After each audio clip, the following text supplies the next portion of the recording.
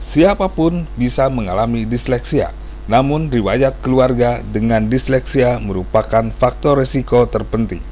Pasalnya, 23 hingga 65% orang tua disleksia akan memiliki anak yang disleksia juga.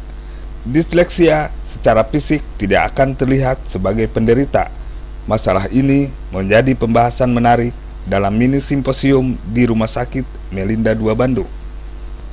Sedikitnya 180 peserta dari kalangan ibu rumah tangga dan pemerhati anak mengikuti mini simposium di lantai 6 Rumah Sakit Melinda II Bandung. Mereka mendapat banyak ilmu mengenai disleksia.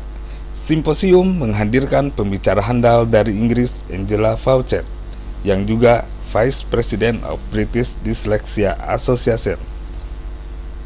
Dr. Purboyo Solek dari Kedokteran Unpad sebagai pembicara pertama mengulas dasar-dasar pemikiran tentang disleksia. Pembicara kedua, Ketua Umum Asosiasi Disleksia Indonesia, Dr. Kristiantini Dewi. Sedangkan inti dari simposium itu adalah dialog mendalam dengan Profesor Angela Fawcett. Bagi Angela, disleksia bukan penyakit fisik, dan penderitanya pun tidak kelihatan sedang menderita. Orang tua harus mendukung jika mengetahui anaknya disleksia. Itu bukan penyakit akut. Karena banyak penderita disleksia menjadi orang sukses. Lihat saja Abraham Lincoln, Albert Einstein, dan tokoh dunia lainnya. Well, they need to support the children. They need to recognize that they have difficulties. They have to advocate for those children. They need to go to the schools and tell them, my child is dyslexic, he learns differently, we must help him.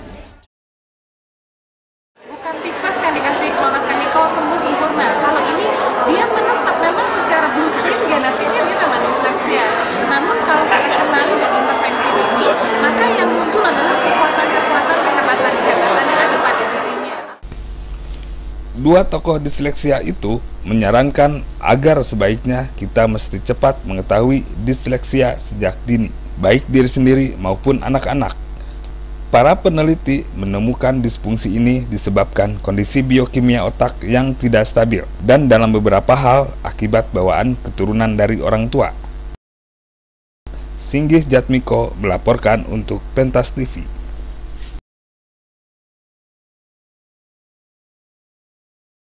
Selamat untuk Pentas TV yang sudah mulai tayangnya. Mudah-mudahan TV ini bukan saja menyampaikan informasi, tapi juga menjadi inspirasi